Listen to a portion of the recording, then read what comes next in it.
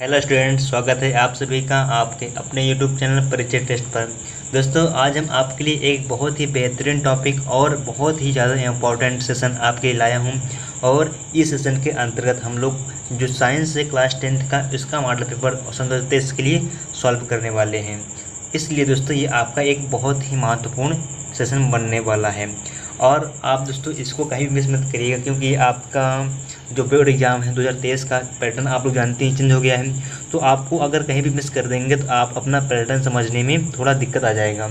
इसलिए दोस्तों आप क्या करिए, आप इसको कहीं भी मिस मत करिएगा, है ना। तो दोस्तों आप लोग जानते हो क्या कि इस बार का सेशन जो पैटर्न है 2023 वाला यूपी बोर्ड का वो थोड़ा चेंज किया गया है। इसमें चेंज ये किया गया है कि जो आपका जो प्रश्न पत्र रहता है आपको 2 खंड में विभक्त रहेगा। साइंस का जो पेपर रहेगा 2 खंडों में बांटा रहेगा, एक खंड आ में और एक खंड बा में। खंड आ में और खंड बा में रहेगा। तो जो आप खंड आ रहेगा दोस्तों ये 20 नंबर रहेगा, आपको बहुविकल्पी प्रश्न रहता है। कैसे रहेगा? बहुविकल्पी प्रश्न रहेगा। और जो खंड आपको बा रहेगा इसमें आपका रहेगा वर्णनात्मक प्रश्न रहेगा, डिस्क्रिप्टिव प्रश्न रहेगा, है ना। तो दोस्तों आपके लिए ये पेपर और आसान हो गया है जब से क्या कर दिए ये बहुविकल्पी प्रश्न कर दिया गया है। क्योंकि बहुविकल्पी प्रश्न होता है क्या दोस्तों, आंसर आपके सामने रहता है, बस आपको उसको ढूंढना रहता है। बस आंसर आपके सामने रहता है और आपको उसको ढूंढना रहता है। तो ये आपके लिए क्या हो, काफ़ी आसान हो गया क्या 20 नंबर का बहुविकल्पी प्रश्न। और दोस्तों इसके लिए आसान आपको लग रहा है तब लगेगा जब आपको आता रहेगा, लेकिन जिसको आता ही नहीं रहेगा वो क्वेश्चन जो आपके सामने आंसर दिया गया है वो भी बहुत कठिन लगेगा, है ना। तो दोस्तों इस तरह से ये सेशन आपके कितना महत्वपूर्ण है आप लोग स्वयं जानते हैं। और दोस्तों मेरी रिक्वेस्ट एक यही है कि अगर आप मेरे इस चैनल पर नए आए हैं तो प्लीज़ इसको सब्सक्राइब कर लीजिए और बगल में स्थित बेल आइकन पर प्रेस जरूर करिए।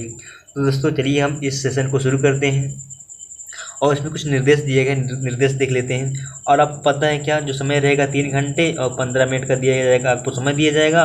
और पूर्णांक की बात करें दोस्तों, पूर्णांक कितने का रहेगा? पूर्णांक रहेगा 70 नंबर। कितना रहेगा? 70 नंबर का आपको पूर्णांक रहेगा। और 3 घंटे 15 मिनट का आपको समय दिया जाता है और 15 मिनट आपको दिया जाता है एग्जाम पढ़ने, आपको पेपर पढ़ने के लिए 15 मिनट आपको एग्जामिनर देता है, पेपर पढ़ने के लिए देता है। तो आइए देख लेते हैं, इसमें कुछ पढ़ना खास नहीं है तब पर भी देख लेते हैं निर्देश क्या दिया है, इसको देख लेते हैं। और दोस्तों आपको निर्देश पढ़ना बहुत इंपॉर्टेंट है, क्योंकि उसमें आपको उस जो आपका पेपर है उसके बारे में आपको एक तरह से पूरा संक्षिप्त रूप में दे देता है कि आपका ये एग्ज़ाम का जो पैटर्न है किस आधार पर है। तो वही हम लोग देखने वाले हैं। प्रारंभ में 15 मिनट परीक्षार्थियों को प्रश्न पत्र पढ़ने के लिए निर्धारित किया जाता है ना। ये तो हम अभी बता दिए। और इसके बाद जो आपका प्रश्न पत्र रहेगा 2 खंडों में विभक्त रहेगा। कौन कौन से? एक खंड आ में और एक खंड बा में, ये ध्यान रखिएगा। इसके अलावा दोस्तों जो आपका प्रत्येक खंड है और जो खंड आ है और बा है इसको भी 3-3 भागों में बांटा गया है। जो खंड आ है और बा है इसको 3-3 भागों में बांटा गया है, उपखंड का में, उपखंड खा में और उपखंड गा में। इस तरह से दोस्तों अगर हम लोग इसमें 3 उपखंड रहेगा और इसमें 3 उपखंड रहेगा, यानी टोटल कितने उपखंड हो जाएंगे? 6 उपखंड रहेगा और 2 खंडों में विभक्त रहेगा। जो आपका पेपर रहेगा दोस्तों 2 खंडों में विभक्त रहेगा और जो दोनों खंड हैं इसके 3-3 उपखंड रहेंगे। आइए हम लोग आगे देखेंगे। इसके बाद दोस्तों कह रहा है कि प्रश्न पत्र के खंड आ में बहुविकल्पी प्रश्न रहेगा। अभी हम लोग इस पर बात कर चुके हैं, है ना। जो प्रश्न पत्र आपका आ रहेगा, ये खंड आ रहेगा, इसमें आपका बहुविकल्पी प्रश्न रहेगा और खंड बा में क्या रहेगा? डिस्क्रिप्टिव प्रश्न रहेगा। इसके बाद दोस्तों क्या करना है, कह रहा है क्या कि प्रश्न पत्र है जिसमें सही विकल्प का चुनाव कर OMR शीट, आपको एग्जामिनर OMR शीट देगा। आपको उसमें नीले अथवा काले बॉल पॉइंट पेन के सही विकल्प बोलेगा, आपको पूर्ण से भरना है। इसमें क्या कह रहा है कि जो MR शीट है वो MR शीट है, आपको नीले या तो काले पेन का यूज करना है, बस ये ध्यान रखिएगा। आप केवल नीले और काले पेन का यूज कर सकते हैं। इसके अलावा आप कोई भी पेन उस MR जिससे क्या है वो MR शीट को भरने के लिए आप इसके अलावा कोई पेन का यूज मत करिएगा, है ना। और पेन किसी में चाहिए बॉल पॉइंट पेन का प्रयोग करिएगा और गोले को पूर्ण रूप से भरना है। और दोस्तों आप ये ध्यान रखिएगा, अगर आप उस गोले को एक बार भर दिए तो आप उसको ना काट सकते हैं, ना आप उसको स्क्रीच करके हटा सकते हैं और ना ही आप उस पर वार्टनर लगा सकते हैं। अगर आप लगा दिए तो वो आपका आंसर गलत ही माना जाएगा, वो आपका आंसर क्या हो जाएगा? गलत ही माना जाएगा। इसके बाद दोस्तों क्या कह रहा है कि खंड आ में बहुविकल्पी प्रश्न हेतु प्रत्येक प्रश्न के लिए 1 अंक निर्धारित किया गया है। यानी इसका कहने का मतलब दोस्तों ये है, जो आपको प्रत्येक प्रश्न है उसके सामने उसका अंक निर्धारित किया जाएगा। इतना कन्फर्म हुआ। आइए आगे देखते हैं, आगे क्या कह रहा है। आगे कह रहा है कि आप 5वां पॉइंट है, सॉरी 6वां पॉइंट है, प्रश्न पत्र आ के प्रश्नों को हल करने हेतु 1 घंटा तथा खंड बा के प्रश्नों को हल करने हेतु 2 घंटा का समय निर्धारित किया गया है। दोस्तों ये तो आप अपने अनुसार भी कर सकते हैं कि आपकी इच्छा अनुसार जितना आप कवर करें, जितना जल्दी आप लोग कवर कर लेंगे खंड आ वाला उतना आपके लिए आसान हो जाएगा खंड बा को हल करने के लिए। खंड बा में वर्णनात्मक प्रश्न रहेगा, आप तो सभी लोग जानते हैं। इसके बाद क्या है कि प्रत्येक प्रश्न के सम्मुख उसके अंक निर्धारित किए गए हैं, है ना। इसके बाद अगला क्या है, 9 नंबर क्या है कि खंड बा के प्रत्येक उपखंड के सभी प्रश्न एक साथ करना आवश्यक है। यानी जो खंड बा है, खंड बा के सभी जो उपखंड हैं इसके प्रश्नों को करना अनिवार्य है और प्रत्येक उपखंड नए पृष्ठ से प्रारंभ किया जाए। ये ध्यान रखिएगा क्या कि जो प्रत्येक नए उपखंड है आपको एक नए पेज से शुरू करना है, ये ध्यान रखिएगा ये पॉइंट, ठीक। अगला पॉइंट क्या है कि सभी प्रश्न करना अनिवार्य है। क्या है, अनिवार्य है। तो चलिए हम अपने इस सेशन को शुरू करते हैं। पहले देख लें हम लोग खंड आ में। खंड आ में क्या रहता है, बहुविकल्पी प्रश्न रहता है, अभी हम लोग बात कर चुके हैं, है ना। तो देख लेते हैं खंड आ में क्या है। पहला क्वेश्चन है कि समतल दर्पण की फोकस दूरी क्या होती है। जो समतल दर्पण होती है उसकी फोकस दूरी क्या होती है। तो दोस्तों जो समतल दर्पण होता है इसकी फोकस दूरी क्या होती है, अनंत होती है। क्या होती है, अनंत होती है। और ये दोस्तों जो आपका बहुविकल्पी प्रश्न है आपके टोटल कितने रहेगा, 20 क्वेश्चन रहेगा और प्रत्येक के लिए 1 नंबर, तो टोटल कितना हो गया, 20 नंबर आपको मिलेगा। और दोस्तों ये बहुत ही सिंपल रहता है, आपको आंसर सामने दिया रहेगा, बस आपको उसको सही या करेक्ट आंसर चूज करना रहता है। तो इसमें दोस्तों आपका क्वेश्चन क्या है कि समतल दर्पण की फोकस दूरी क्या होती है, अनंत होती है। क्या होती है, अनंत होती है। अगला क्वेश्चन की ओर बढ़ते हैं। अगला क्वेश्चन क्या है कि आंखों में प्रवेश करने वाली प्रकाश की मात्रा को कौन नियंत्रित करता है। आपको ये क्वेश्चन बताना है दोस्तों कि जो आंख में प्रकाश पड़ती है उसमें जो अगर कभी कभी देखा जाए तो कभी बहुत ज़्यादा चकनाचूर करने वाली प्रकाश आंख में पड़ जाती है, कभी क्या होती है बहुत कम प्रकाश पड़ती है आंख पे। तो क्या करता है, इन दोनों मात्राओं को नियंत्रित करता है। जो प्रकाश की मात्रा को नियंत्रित करने का काम किसका है, आँख में। आँख में जो प्रकाश जाती है, आँख का कौन सा भाग है जो प्रकाश को नियंत्रित करता है, वो करता है कौन, पुतली करता है। क्या करता है, पुतली करता है दोस्तों। पुतली का काम क्या है दोस्तों, अगर प्रकाश अधिक यानी काफ़ी ज़्यादा मात्रा में पड़ता है तो पुतली का शोर को पतला कर लेती है और प्रकाश को बहुत कम मात्रा में आँख के अंदर जाने देती है। अगर स्टिक उल्टा कर दें, यानी अगर काफ़ी वहाँ पे अंधेरा है या कम प्रकाश पड़ रहा है आँख पर, तब क्या करती है दोस्तों, पुतली फैल जाती है और प्रकाश की अधिकांश मात्रा को आँख के अंदर जाने देती है। ये क्या पुतली का कार्य है। आगे बढ़ते हैं। आगे कह रहा है क्या कि सिलिकॉन पदार्थ का प्रयोग किया जाता है। सॉरी, सिलिकॉन पदार्थ है, ये क्या है, सुचालक है कि कुचालक है, अर्धचालक है कि इनमें से कोई नहीं है। दोस्तों जो सिलिकॉन होता है वो क्या है, एक अर्धचालक है। क्या है, अर्धचालक की तरह कार्य करता है। इसके बाद दोस्तों अगला क्वेश्चन कह रहा है क्या कि चुंबकीय क्षेत्र का मात्रक बताना है आपको। जो चुंबकीय क्षेत्र है इसका मात्रक बताना है। तो यहाँ पे दोस्तों आपको ऐसा ऑप्शन दिया है कि आप लोग कंफ्यूज हो जाएंगे, है ना, कि वेबर मीटर होगा, कि वेबर प्रति मीटर स्क्वायर हो जाएगा, वेबर मीटर स्क्वायर हो जाएगा, वेबर होगा। तो इस तरह में अगर आपको पूरा कॉन्सेप्ट जब तक क्लियर नहीं रहेगा तब तक आप इसका आंसर नहीं दे पाएंगे। तो जिसका करेक्ट आंसर हो जाएगा दोस्तों क्या हो जाएगा, वेबर प्रति मीटर स्क्वायर आपका ये करेक्ट आंसर हो जाएगा। यानी जो चुंबकीय क्षेत्र का मात्रक क्या होता है, वेबर प्रति मीटर स्क्वायर होता है। अगला क्वेश्चन कह रहा है क्या कि वक्रता त्रिज्या का मात्रक होता है। आपको दोस्तों ये बताना है कि जो वक्रता त्रिज्या है इसका मात्रक क्या होता है, मीटर होता है कि सेंटीमीटर होता है, मिलीमीटर होता है, इनमें से कोई नहीं। दोस्तों जो इसका करेक्ट आंसर क्या जाएगा, इनमें से सभी। इसका करेक्ट आंसर क्या हो जाएगा, इनमें सभी। यानी मीटर भी होता है, सेंटीमीटर भी होता है, मिलीमीटर भी होता है। ये आपके न्यूमेरिकल जो होगा या जो आपको क्वेश्चन रहेगा उस पर डिपेंड करता है कि आपको मात्रक कैसे दिया है। जैसे वहाँ मात्रक रहेगा उसी के अनुसार आपका आंसर आ जाएगा। मीटर रहेगा तो मीटर रहेगा, सेंटीमीटर में रहेगा सेंटीमीटर में आंसर आ जाएगा, और मिलीमीटर में रहेगा तो मिलीमीटर में आएगा। इस तरह से जो वक्रता त्रिज्या है, वक्रता त्रिज्या का जो मात्रक है सभी हो जाएगा, मीटर भी हो जाएगा, सेंटीमीटर भी हो जाएगा और मिलीमीटर भी हो जाएगा। अगला क्वेश्चन क्या कह रहा है कि विद्युत धारा का मापन करते हैं। जो विद्युत धारा है इसका मापन हम किसके द्वारा करते हैं, तो विद्युत धारा का मापन हम लोग करते हैं किसके द्वारा, अमीटर के द्वारा। किसके द्वारा करते हैं, विद्युत धारा का मापन हम लोग करते हैं अमीटर द्वारा। और बात करें दोस्तों विद्युत धारा को कैपिटल आई से दर्शाते हैं। कैसे दर्शाते हैं, विद्युत धारा को कैपिटल आई से दर्शाया जाता है। और विद्युत धारा की अगर मात्रा की बात करें दोस्तों होता है एम्पियर। क्या होता है, एम्पियर, जिसको एस दर्शाते हैं। किससे दर्शाते हैं, ऐसे दर्शाते हैं। और विद्युत धारा को मापने के लिए किसका प्रयोग किया जाता है, अमीटर का प्रयोग किया जाता है। अगला क्वेश्चन क्या कह रहा है उसको देख लेते हैं हम लोग। अगला क्वेश्चन कह रहा है क्या कि एक गतिमान आवेश उत्पन्न करता है। अगर कोई आवेश गतिमान में है तो वो क्या क्या चीज़ उत्पन्न करता है, आपको ये बताना है। पहला ऑप्शन क्या है, केवल चुंबकीय क्षेत्र उत्पन्न करता है। सेकंड ऑप्शन क्या है, केवल विद्युत क्षेत्र उत्पन्न करता है। तीसरा ऑप्शन क्या कह रहा है कि चुंबकीय और विद्युत क्षेत्र दोनों उत्पन्न करता है। और चौथा ऑप्शन क्या है, इनमें से कोई नहीं, इनमें से कोई नहीं। तो आपको ये बताना है कि आवेश किस तरह का क्षेत्र उत्पन्न करता है। तो जो आवेश होता है दोस्तों, ये चुंबकीय प्लस विद्युत दोनों तरह का आवेश उत्पन्न करता है। चुंबकीय तथा विद्युत क्षेत्र दोनों तरह का क्षेत्र उत्पन्न करता है। अगला क्वेश्चन क्या कह रहा है उसको हम लोग देख लेते हैं। अगला क्वेश्चन कह रहा है कि तप्त निकिल चूर्ण की उपस्थिति में, अगर ये अब दोस्तों आप क्या है, खंड उपखंड खा आ गया। इससे पहले हम लोग खंड का उपखंड का को हल किए, अब उपखंड खा आया। तप्त निकिल चूर्ण की उपस्थिति में एसिटिलीन तथा हाइड्रोजन की अभिक्रिया कराती है। आपको दोस्तों ये बताना है, जो एसिटिलीन है तथा हाइड्रोजन की रिएक्शन कराया गया, किसकी उपस्थिति में कराया गया, एक तप्त हुआ निकिल चूर्ण है जिसकी उपस्थिति में कराया गया। तो आपको यह बताना है कि इसमें से ये कौन सा रिएक्शन बनेगा, विस्थापन अभिक्रिया बनेगी कि योगात्मक अभिक्रिया बनेगी, वियोजन अभिक्रिया बनेगी कि अपघटन अभिक्रिया बनेगी। दोस्तों जो इसका करेक्ट आंसर जाएगा वो जाएगा योगात्मक अभिक्रिया। यानी जो एसिटिलीन है और हाइड्रोजन है, इनका जब आपस में रिएक्शन कराया जाता है तो वहाँ पर कौन सी अभिक्रिया होती है, योगात्मक अभिक्रिया होती है। और दोस्तों अगर हम योगात्मक अभिक्रिया की बात करें यहाँ पे, तो इसका एक अन्य नाम होता है संयोजन अभिक्रिया। क्या होती है, संयोजन अभिक्रिया इसका एक अन्य नाम है। और संयोजन अभिक्रिया होती क्या दोस्तों, संयोजन अभिक्रिया में होता क्या है कि इसमें दो या दो से अधिक पदार्थ मिलकर केवल सिंगल प्रोडक्ट का निर्माण करेगा, एकल उत्पाद का निर्माण करते हैं, उसको हम लोग बोलते हैं क्या, संयोजन अभिक्रिया कहते हैं।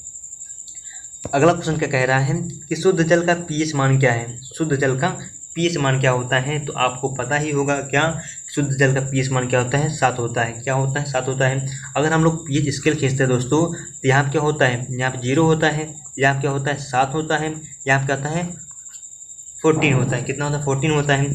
तो आप लोग जानते हैं क्या, अगर हम 7 से कम जाते हैं, लेस जाते हैं, सॉरी ग्रेटर हो गया, अगर लेस जाएंगे तो 7 से अगर कम जाते हैं तो जो मान होता है, जो आपका विलयन रहेगा वो अम्लीय हो जाएगा। और अगर 7 के ऊपर जाते हैं तो क्या होता है, बेसिक यानी क्षारीय हो जाता है। क्या होता है, क्षारीय हो जाता है। तो यहाँ पे जो 7 है दोस्तों, 7 क्या रहता है, उदासीन रहता है।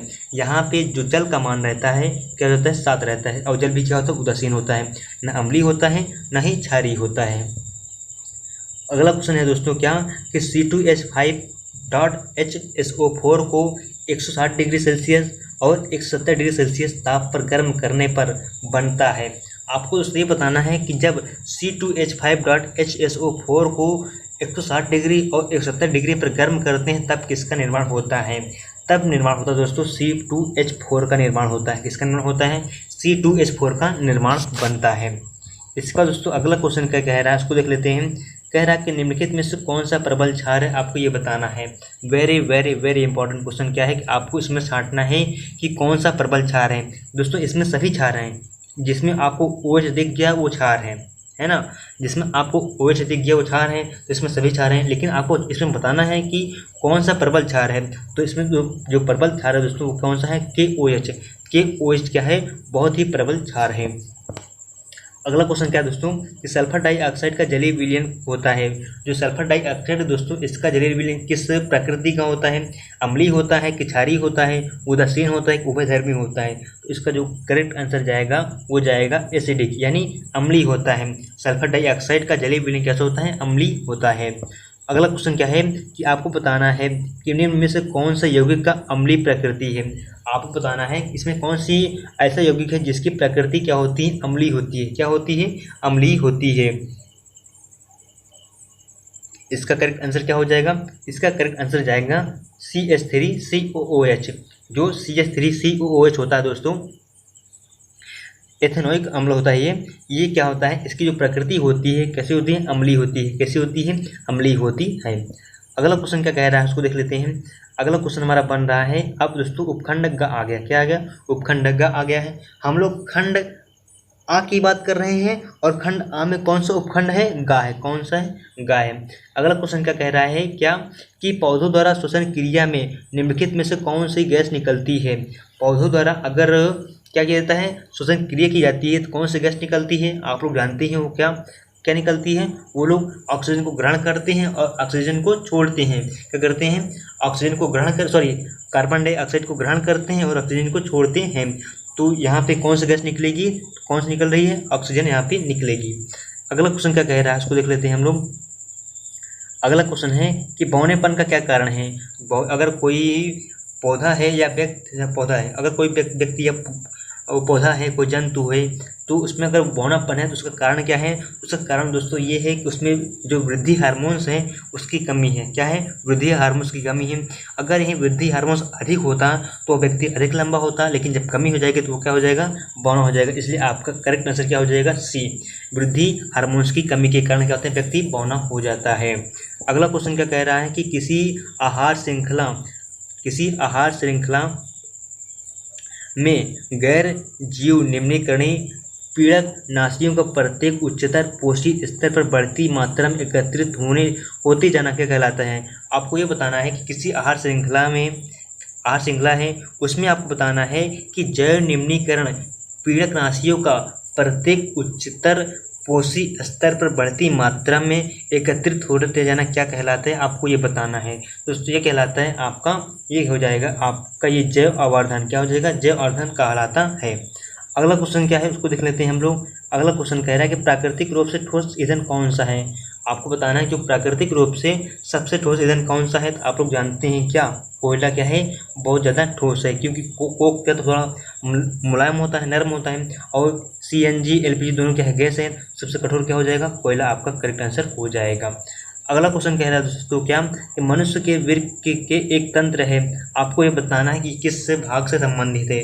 मनुष्य का जो एक वृक्क होता है ये किस शरीर के किस पार्ट से संबंधित होता है, आपको ये बताना है। पोषण से संबंधित है कि श्वसन से संबंधित है कि उत्सर्जन से संबंधित है कि परिवहन संबंधित है। दोस्तों इसका सिंपल करेक्ट आंसर क्या हो जाएगा, उत्सर्जन। यानी जो आपका उत्सर्जन तंत्र है उसका एक भाग है कौन सा, वृक्क। क्या है, वृक्क। और वृक्क का काम क्या दोस्तों, ये क्या करता है कि जो प्यूरीफाई वाटर होता है उसको अपने शरीर में वापस भेज देता है, और जो अनप्यूरीफाइड होता है, जो दूषित जल होता है, उसको मलमूत्र के रूप में बाहर निकालने का कार्य करता है। अगला पॉइंट क्या दोस्तों, अगला क्वेश्चन कह रहा है कि मानव में भ्रूण को पोषण कहाँ मिलता है।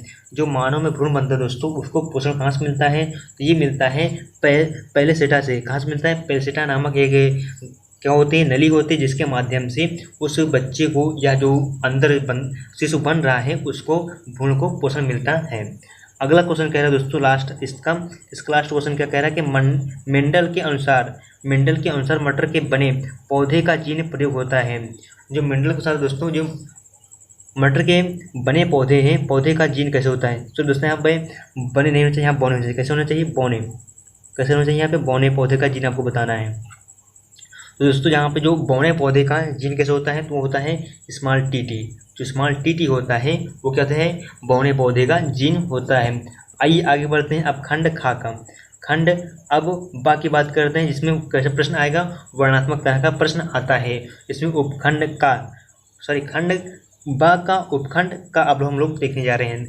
पहला क्वेश्चन क्या है कि विद्युत चुम्बकीय प्रेरण से क्या अभिप्राय है, प्रेरित विद्युत वाहक बल परिभाषित कीजिए। आपको पहला क्वेश्चन है, क्या क्वेश्चन है कि विद्युत चुम्बकीय प्रेरण से आप लोग क्या समझते हैं, और प्रेरित विद्युत वाहक बल परिभाषित करना है आपको। और इसके लिए आपको मिलेगा 2 नंबर, और इसके लिए आप लिखते हैं इसके लिए आपको मिलेगा 2 नंबर। इस तरह टोटल कितना हो जाएगा, 4 नंबर आपका क्वेश्चन हो जाए, आंसर आ जाएगा। अगला क्वेश्चन क्या है कि दूरदृष्टि दोष होने के मूल कारण क्या है, आपको ये बताना है। और इसके अलावा क्या है, उनका निवारण कैसे किया जाता है, आपको ये भी बताना है। तो ये भी क्वेश्चन आप लिए कितने हैं, 4 नंबर का ये भी है। अगला क्वेश्चन कह रहा है क्या कि एक विद्युत हीटर पर 250 वोल्ट व 2 किलोवाट 250 वोल्ट तथा 2 किलोवाट लिखा है। पूरी क्षमता से कार्य करने पर इससे कितने विद्युत धारा प्रवाहित होगी, आपको ये बताना है।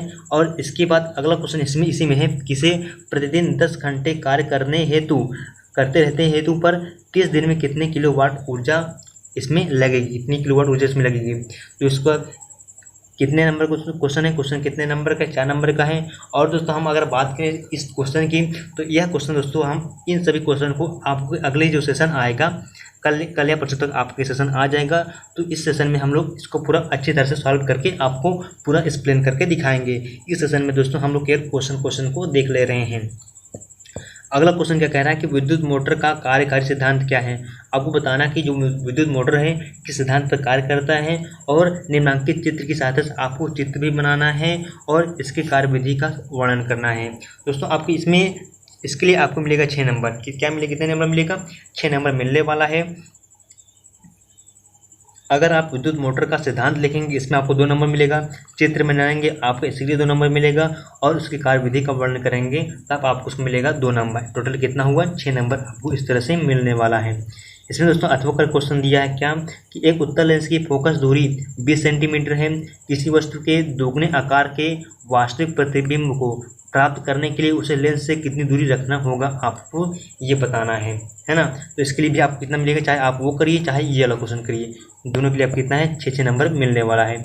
अब हम लोग देख लेते हैं क्या उपखंड खा क्या है। उपखंड खा क्या है, सजातीय श्रेणी से आप क्या समझते हैं। सजातीय श्रेणी की प्रमुख विशेषताओं का आपको उल्लेख करना है। सजातीय श्रेणी क्या होती है आपको ये बताना है, और सजातीय श्रेणी की विशेषताओं का उल्लेख करना है। इसके लिए आपको 2 नंबर मिलेगा और इसके लिए आपको 2 नंबर मिलेगा। टोटल कितना हो जाएगा, 4 नंबर आपका हो जाएगा। अगला क्वेश्चन क्या है कि हाइड्रोजन आयन सांद्रण से क्या तात्पर्य है। उदासीन विलयन में, सॉरी यहाँ मिलियन है, विलियन क्या रहेगा यहाँ पे, विलियन। उदासीन विलयन में हाइड्रोजन आयन सांद्रण का मान कितना होता है, आपको ये ज्ञात करना है ना, आपको बताना है। तो इसके कितना नंबर मिलेगा, आपको 4 नंबर इसके लिए भी प्रोवाइड किया गया है। अगला क्वेश्चन क्या है दोस्तों, उसको देख लेते हैं कि निम्न पर संक्षिप्त टिप्पणी लिखना है। ये प्रतिस्थापन अभिक्रिया क्या होती है, सजातीय श्रेणी क्या होती है, दहन अभिक्रिया क्या होती है, इस तरह आपको इस पर टिप्पणी लिखना है। तो आप इस पर टिप्पणी आप इसके बारे में लिखेंगे आपको 2 नंबर मिल जाएंगे, और इस पर आप लिखेंगे इसके लिए आपको 2 नंबर दिया जाएगा, और दहन अभिक्रिया पर लिखेंगे तो आपको इसके लिए 2 नंबर मिलेगा। टोटल कितना हो जाएगा, टोटल हो जाएगा 6 नंबर आपका ये क्वेश्चन है। अथवा कर दिया है क्योंकि ये लॉन्ग क्वेश्चन है, तो लॉन्ग क्वेश्चन के अथवा क्या दिया है कि क्या होता है जबकि। आपको इसमें यह बताना है कि क्या होगा जब किसी पदार्थ से रिएक्शन किया जाता है। तो आपको केवल इसमें समीकरण लिखना है। क्या लिखना है कि जैसे यहाँ पर क्या है, इथेनॉल और क्या है, क्षारीय पोटेशियम परमैंगनेट है, इन दोनों के रिएक्शन से क्या निर्माण होगा, आपको उसका रासायनिक अभिक्रिया लिखना है। क्या लिखना है, रासायनिक समीकरण आपको लिखना है बस, है ना। तो यहाँ पे टोटल आपको 6 रासायनिक समीकरण लिखना है, और प्रत्येक जो समीकरण है आपको एक नंबर दिया जाएगा। टोटल कितना हो जाएगा, 6 नंबर का हो जाएगा।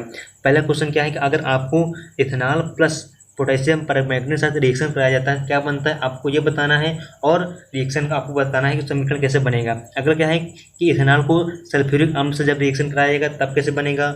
एसिटिक अम्ल सोडियम कार्बोनेट से जब रिएक्शन करता है तब कौन सा समीकरण बनेगा, आपको ये बताना है। अगला क्वेश्चन क्या कह रहा है कि एथिल एसीटेट जब सोडियम हाइड्रोक्साइड के साथ अभिक्रिया करता है तब किस तरह का समीकरण बनता है। एथिल एल्कोहल सोडियम धातु से जब रिएक्शन करेगा तब किस तरह का रिएक्शन बनेगा, आपको उस समीकरण को अपने उत्तर पुस्तिका में लिखना रहेगा। अगला क्या कह रहा है कि एथिल एल्कोहल को अम्लीय पोटेशियम परमैंगनेट क्या है, एथिल एल्कोहल को अम्लीय पोटेशियम डाइक्रोमेट के साथ जब रिएक्शन करते हैं, गर्म करते हैं, तब किस चीज़ का निर्माण होगा, आपको यही सब अपनी उत्तर पुस्तिका में लिखना है। तो दोस्तों अब आइए देख लेते हैं खंड गा क्या है, उपखंड गा क्या है। इसमें हम लोग बायोलॉजी की बात करेंगे, जीव विज्ञान की बात करेंगे। पहला क्वेश्चन क्या है कि वातरंध्र क्या है। वातरंध्र क्या है, यह कहाँ पाए जाते हैं और इनकी उपयोगिता क्या है, आपको इसका मिलेगा 4 नंबर। क्या मिलेगा, 4 नंबर। वातरंध्र क्या होते हैं, इसके लिए आपको 2 नंबर मिलेगा। यह कहाँ पाए जाते हैं, इनकी उपयोगिता क्या है, इसके लिए मिलेगा आपको 2 नंबर। टोटल कितना हुआ, 4 नंबर। पुनरुद्भवन और मुकुलन से आप क्या समझते हैं, आपको इसके अंदर जो पुनरुद्भवन है और मुकुलन, इसमें आपको अंतर बताना, क्या बताना है, अंतर बताना है। और इसके लिए दोस्तों आप क्या करेंगे, 4 अंतर आपको बताना है, तभी तो आप कितने मिलेगा, तभी 4 नंबर मिलेगा। अगर 4 पॉइंट से कम आप अंतर बताते हैं तो आपको फुल नंबर नहीं मिलेगा, है ना। 4 पॉइंट से अगर आप ज़्यादा बताते हैं तो आपका एग्जामिनर नंबर काट ही नहीं सकता है। आगे बढ़ते हैं, आगे क्या कह रहा है 9 नंबर से 10 नंबर क्वेश्चन क्या है कि मेंडल द्वारा प्रतिपादित प्रभावी तथा अप्रभावी लक्षणों को समझाइए। जो मेंडल द्वारा प्रतिपादित किए गए हैं प्रभावी तथा अप्रभावी लक्षण, आपको उसको बताना है। कितने नंबर का, ये 4 नंबर का है। कायिक प्रवर्धन किसे कहते हैं, इसकी विधियों का उदाहरण से वर्णन करना है आपको। जो कायिक प्रवर्धन है दोस्तों, इसका किसे किसे कहते हैं और इसकी विधियों का वर्णन करना है और उदाहरण भी आपको इसका बताना है। और ये कितने नंबर का है? 6 नंबर का है। कितने नंबर का है? 6 नंबर का है। अथवा करके दिया क्या कि मनुष्य के हृदय को दायां एवं बायां भागों में बंटवारे से होने वाले लाभ को वर्णन करना है। ये दोस्तों ये क्वेश्चन आपके माइंड के ऊपर है कि आपको क्या लाभ हो रहा है दायां और बायां भागों में बांटने से, क्या लाभ हो रहा है मनुष्य के हृदय को, है ना। तो दोस्तों ये भी कितने नंबर का है? 6 नंबर का, अथवा करके दिया है ना। तो दोस्तों इस तरह से हम लोगों का यह सेशन यहीं पर समाप्त होता है। आपको ये साइंस का जो सेशन था, हम लोग इस सेशन में मॉडल पेपर को सॉल्व किए थे, तो आपको कैसा लगा प्लीज़ कमेंट बॉक्स में ज़रूर बताइएगा। और दोस्तों आप लोग ये जो यहाँ पे न्यूमेरिकल आया है, इस मैंने सेशन को या इस मॉडल पेपर को मैं आपको लिखित रूप में एकदम सॉल्व करवाऊँगा, है ना। तो आप लोग इसकी फिक्र मत करिएगा। और जैसे ही मैं इसको सॉल्व कराऊँगा मैं जो सॉल्व कराऊँगा उस वीडियो का डिस्क्रिप्शन, उस वीडियो का जो लिंक है मैं इस वीडियो के डिस्क्रिप्शन में दे दूंगा, आप लोग वहां से जाकर देख लीजिएगा, है ना। तो दोस्तों आपको ये सेशन का करना है, ज़्यादा से ज़्यादा लाइक करना है और अपने दोस्तों के पास शेयर करना है। ओके दोस्तों, thanks for watching my video.